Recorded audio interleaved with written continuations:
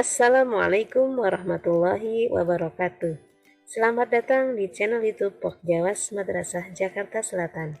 Kali ini kami akan membahas salah satu topik dari kurikulum Merdeka, yaitu asesmen. Selamat belajar.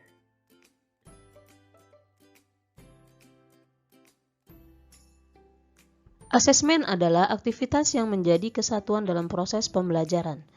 Asesmen dilakukan untuk mencari bukti ataupun dasar pertimbangan tentang ketercapaian tujuan pembelajaran. Tujuan asesmen yang pertama, mendapatkan informasi yang dapat digunakan untuk meningkatkan kualitas pembelajaran selanjutnya. Kedua, meningkatkan pencapaian perkembangan dan pertumbuhan anak yang didapat dari sebuah kegiatan asesmen. Ketiga, bentuk perwujudan dalam menghargai anak, yaitu menerima dan mengakui ragam keunikan dan kebutuhannya.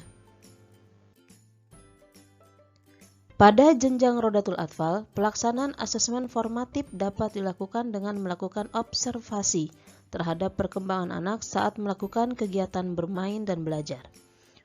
Diketahui bersama bahwa asesmen formatif yang dimaksud bukan melalui tes soal-soal latihan, tetapi adalah observasi pengamatan terhadap perkembangan anak. Teknik penilaian tidak menggunakan tes tertulis, melainkan dengan berbagai cara yang disesuaikan dengan kondisi satuan Rodatul Atfal, dengan menekankan pengamatan pada anak secara otentik sesuai preferensi satuan pendidik. Teknik asesmen yang dilakukan di Rodatul Atfal. Yang pertama, catatan anekdot. Catatan anekdot adalah catatan bermakna tentang anak selama bermain. Dapat berupa perilaku, celoteh, atau informasi lain yang berkaitan dengan anak. Jadi, catatan anekdot itu bukan catatan kejadian dan perilaku yang negatif, tetapi bisa perilaku yang positif pula. Kedua, hasil karya. Hasil karya yang lahir dari minat, ide, dan kemampuan anak adalah capaian belajar yang sesungguhnya. Ketiga, checklist. Guru melakukan interpretasi saat melihat sebuah kejadian, kemudian menandai bisa tanda checklist atau tanda silang atau tanda lainnya, kemudian menuliskan deskripsi amatan yang terjadi di akhir hari. Sebelumnya, guru membuat indikator pencapaian tujuan sebelum pelaksanaan pembelajaran. Keempat, foto berseri. Proses aktivitas yang menunjukkan kemampuan anak dengan celoteh dan catatan singkat guru. Foto berseri ini disebut dokumentasi. Asesmen dilakukan dalam 3 tahap penting, yaitu pengumpulan data, pengolahan data, dan pelaporan. Tahap pengolahan data dilakukan setiap hari, disebut asesmen harian. Terkait asesmen harian ada beberapa hal penting, di antaranya tidak perlu dilakukan semua anak, artinya setiap guru dapat memilih untuk melakukan asesmen harian sejumlah peserta didik di kelas.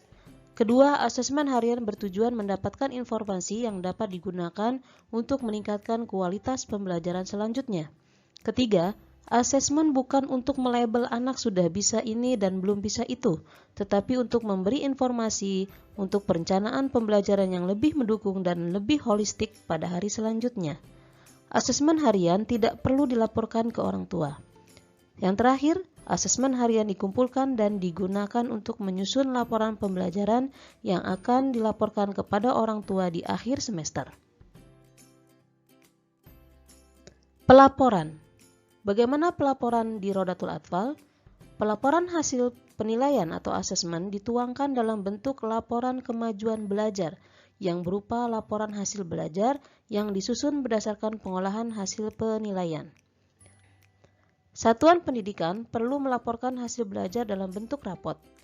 Laporan hasil belajar hendaknya bersifat sederhana dan informatif, dapat memberikan informasi yang bermanfaat dan kompetensi yang dicapai, serta strategi tindak lanjut bagi pendidik, satuan pendidikan, dan orang tua untuk mendukung capaian pembelajaran. Pada Rodatul Atfal, laporan hasil belajar dapat juga ditambahkan informasi tentang tumbuh kembang anak yang berisikan laporan ketercapaian CP Ada juga informasi tentang tinggi dan berat badan anak, kepemilikan, nomor induk kependudukan, serta refleksi orang tua tentang perkembangan anak.